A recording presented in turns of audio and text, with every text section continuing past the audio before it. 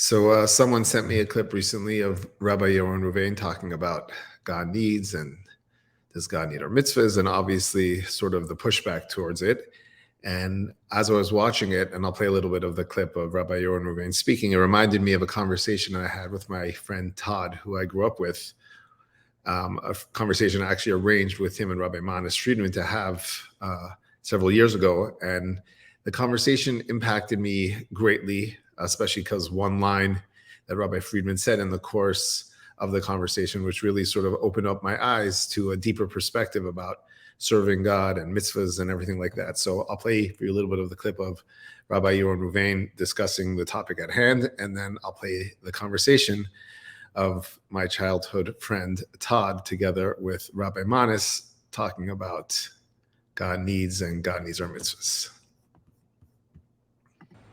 See, here this guy is telling us all types of idolatrous statements that God needs you, and we've brought endless amount of sources of why this is literally the opposite of Torah. It's wrong according to all opinions, but they continue fighting on with all of this, and he even has some new help from other rabbis, from other students of his, that say this is the truth.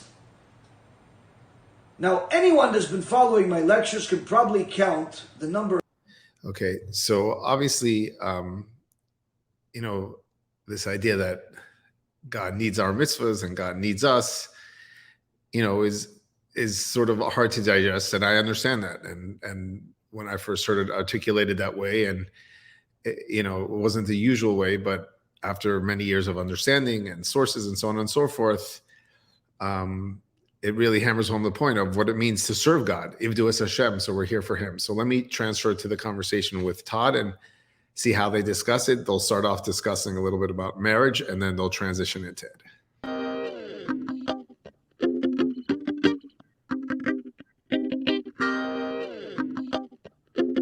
If I want to be a good husband, really, really want to be a good husband, I'm going to mess everything up.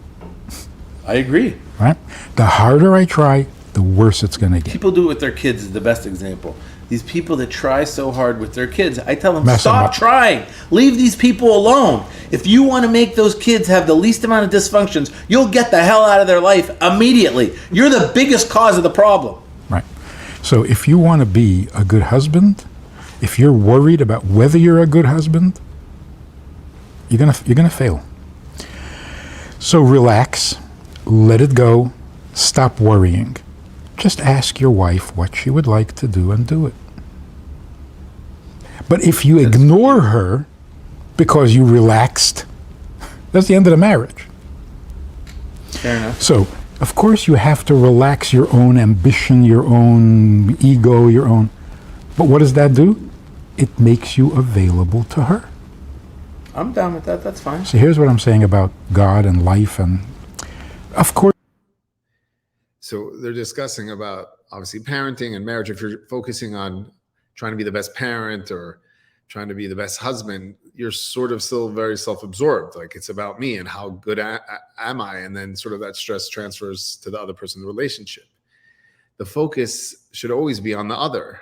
It's not about what I'm trying to become or how good am I or what's going to happen to me. Like, with God, punished, hell, heaven, it's still so self-centered and narcissistic and self-absorbed. You're still like just sort of worrying about yourself and the consequences that it may have on you, either in this world or the next. So Rabbi Friedman's going to try to open him up to a whole new paradigm about what does it mean to serve God? What is a mitzvah? And it's fascinating to see how it unfolds in the course of the next several minutes. First, you should relax and have faith and stop worrying about whether you're going to die.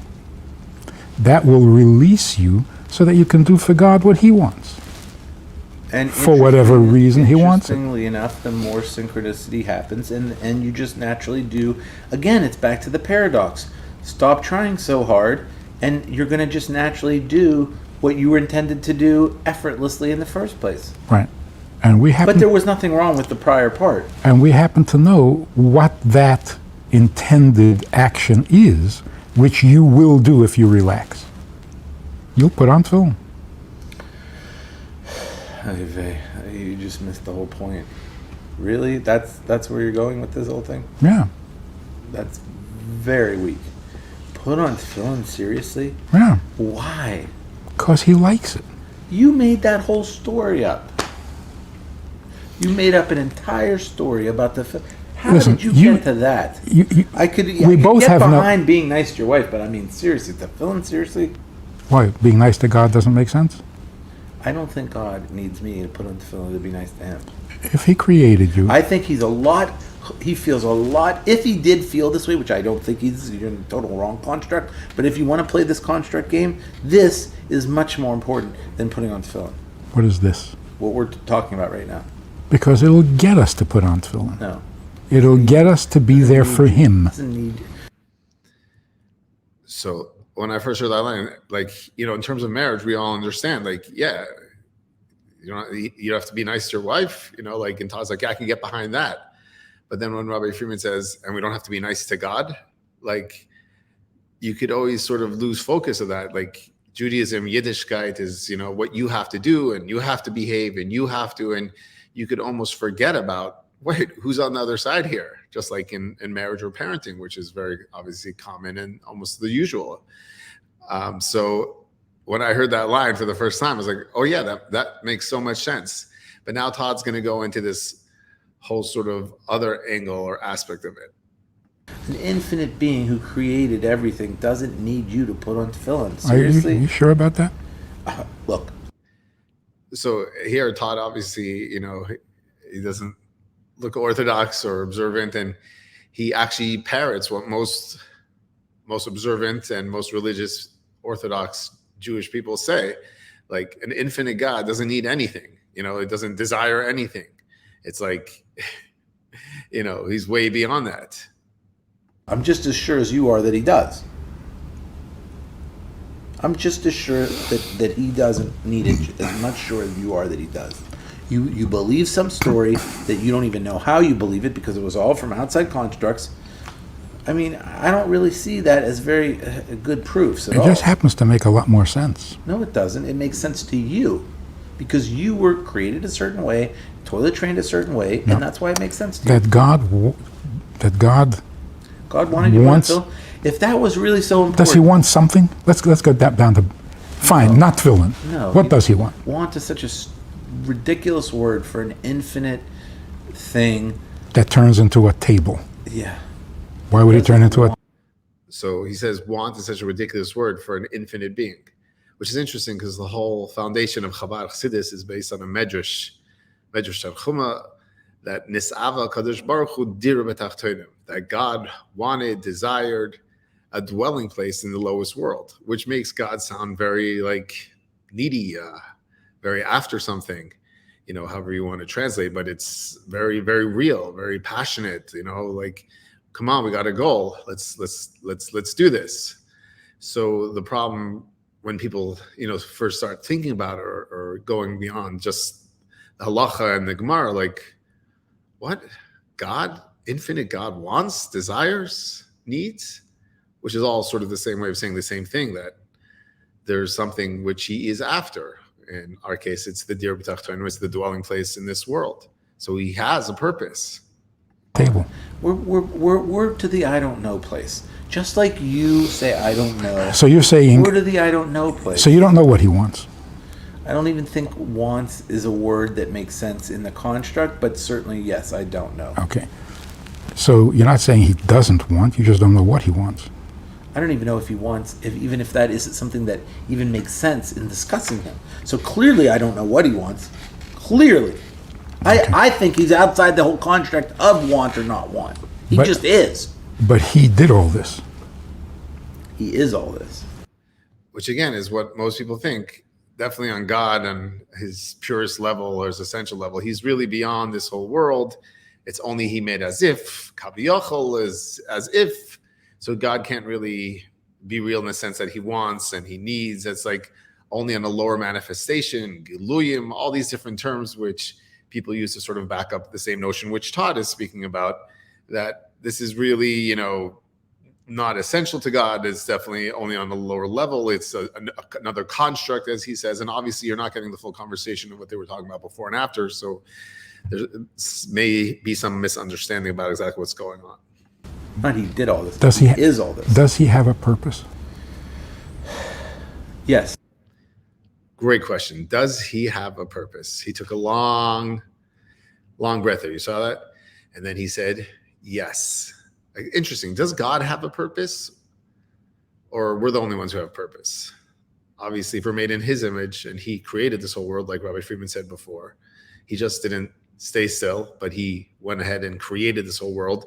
And the very first pasuk in Chumash says, Bereshis bar Elokim, in the beginning God created, and it says Bereshis beis Reshis, b'shvil HaTorah, b'shvil Yisrael, for the Jews and for the Torah.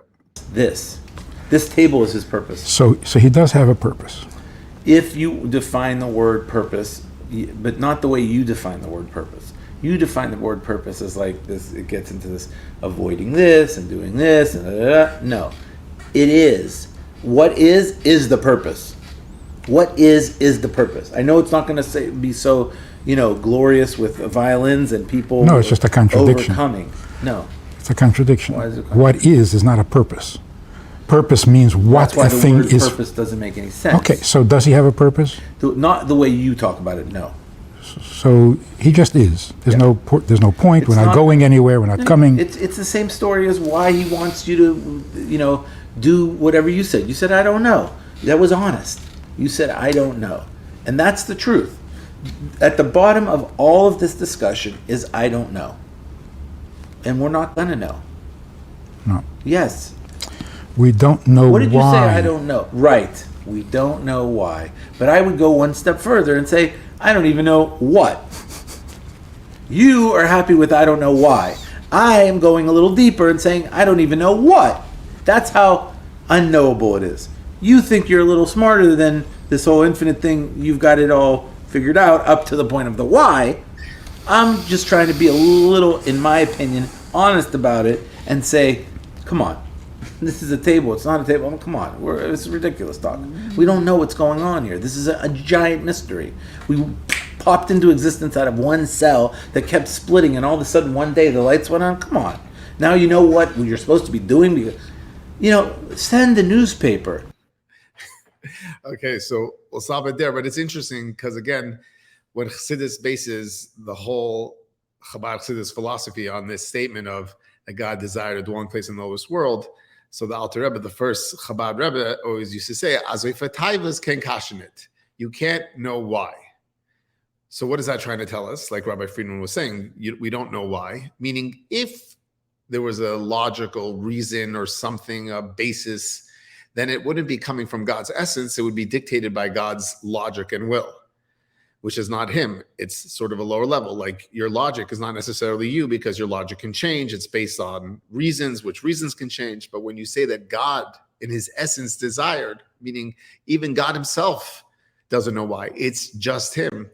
Torah and mitzvahs and a dwelling place in the lowest world and Mashiach and all that shows how essential and non-optional and non-negotiable it is in God himself. And that's why Chabad Chassidus always pairs those two lines together. God had a desire for a dwelling place in the lowest world, and you can't ask why because it's coming from him, which shows how essential, how necessary, and that's why the statement of God needs us is so beautiful because it's going right to the essence. If you would say, does God want the mitzvah? It's basically sounding like, does God want me to do the mitzvah? It's still sort of focused on you. When you say, ask somebody, does God need your mitzvahs? You're putting the emphasis totally on God. And that's exactly what Rabbi Friedman's trying to do. That's exactly what Chabad Chassidus is trying to do, which makes the most sense. We're focusing on the Baal HaRatzon. Whose Torah is it? Whose mitzvah is it? Whose halacha is it? We're here to serve, not be served. I hope you enjoyed this clip.